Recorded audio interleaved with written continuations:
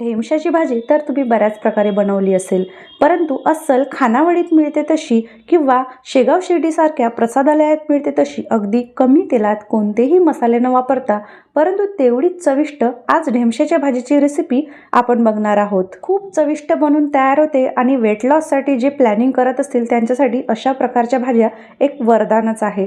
तर चला पटकन रेसिपीला सुरुवात करूया। इथे मी 3-4 लसणाच्या पाकळ्या आणि अर्धा चमचा जिरं असं खलबत्त्यामध्ये थोडंसं जाडसर कुटून घेतलेलं आहे। ढेमसे घेतलेले आहेत, साधारणतः 1 पाव हे ढेमसे आहेत, 250 ग्रॅम। याला स्वच्छ धुवून घेतलेले आहेत। आता फोडी करून घेऊया। काही जण काय करतात ना, वरचं जे सालपट असतं, वरचं जे कवर असतं ढेमस्याचं ते काढून फेकतात, परंतु त्याच्यामध्येच विटॅमिन असते। अख्खी सालासकट भाजी त्याची चविष्ट लागते। आता बाजारातून ढेमसे घेताना आतमधून कोवळा आहे की नाही ते कसं चेक करायचं, तर त्याला हलकासा नख टोचून पाहायचा। तो आतमध्ये नख जर तुमचा जात असेल इझिली, म्हणजे आतून ढेमसं ते कोवळं आणि लुसलुशीत आहे असं समजायचं। तर ढेमसं इथं मी कट करून घेतलेलं आहे। भरपूर अशी कोथिंबीर घेतलेली आहे, ती कट करून घेत आहे। अगदी बेसिक सामानातून आणि तेवढीच चविष्ट आपण ही भाजी आज बनवून तयार करणार आहोत। इथे मी एक पिकलेला टोमॅटो सुद्धा कट करून घेत आहे। आता बरेच जण ढेमसेची भाजी खायचा कंटाळा करतात, मुले सुद्धा खात नाही, परंतु या पद्धतीने एकदा ट्राय करून पहा, मस्त चविष्ट अशी भाजी लागते। इथे मी अर्धा वाटी मुगाची डाळ अर्ध्या तासा अगोदर भिजत घातलेली होती। मूग डाळ आणि ढेमस्याची अशी मिक्स भाजी आज आपण बनवणार आहोत।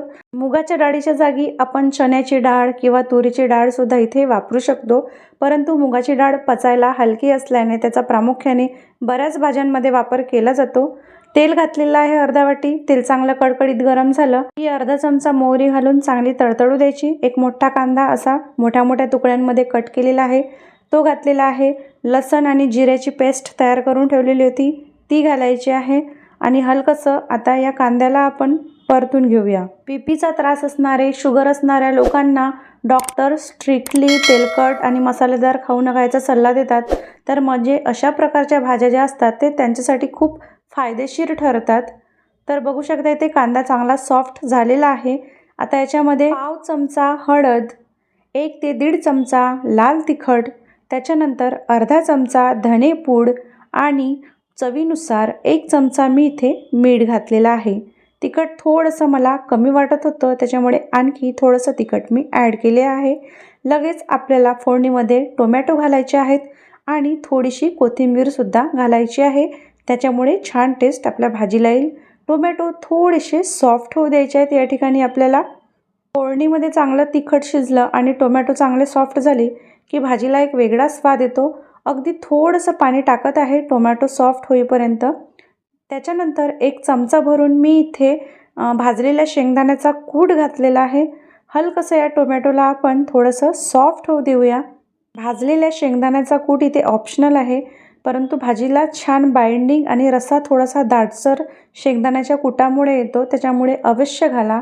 आता लगेचच आपण कापून ठेवलेल्या ढेमसच्या फोडी याच्यामध्ये घालूया। भिजलेली डाळसुद्धा घालून घेऊया याच्यामध्ये आणि चांगलं आता याला भाजीमध्ये परतून घेऊया।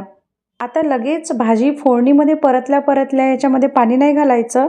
भाजी रस्सेदार आणि चविष्ट बनवण्यासाठी काय करायचं ना, मीडियम फ्लेमवर आता पहिल्यांदा नुसतंच आपण या ढेमसला 2 ते 3 मिनिटापर्यंत चांगलं वाफवून घेऊया आणि चांगलं ते ढेमस वाफलं की नंतरच आता आपण याच्यामध्ये पाणी ॲड करूया।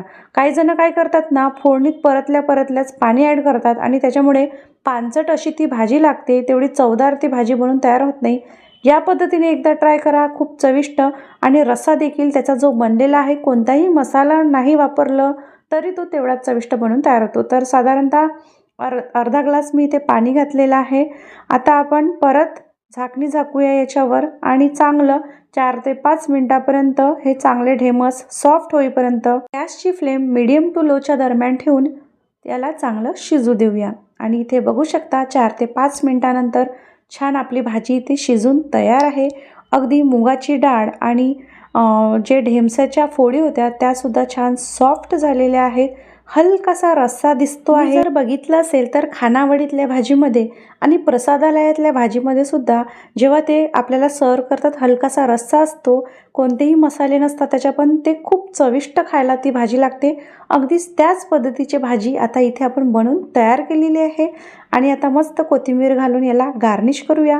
गरम गरम भाताबरोबर, पोळीबरोबर, भाकरीबरोबर खूप अप्रतिम अशी ही भाजी लागते. ढेमस न खाणारे किंवा ढेमसच्या नावाने नाक पुरळणारे सुद्धा अगदी चाटून पुसून ही भाजी खातील. पचायला हलकी आहे. ज्यांना बीपी शुगरचा त्रास आहे त्यांच्यासाठी तर एक वरदानच आहे.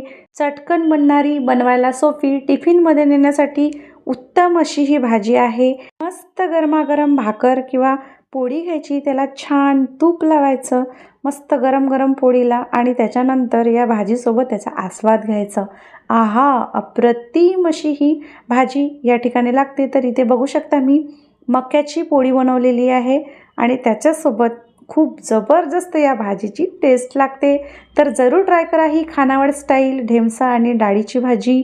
आणि रेसिपी आवडली असल्यास रेसिपीला एक लाईक जरूर करा.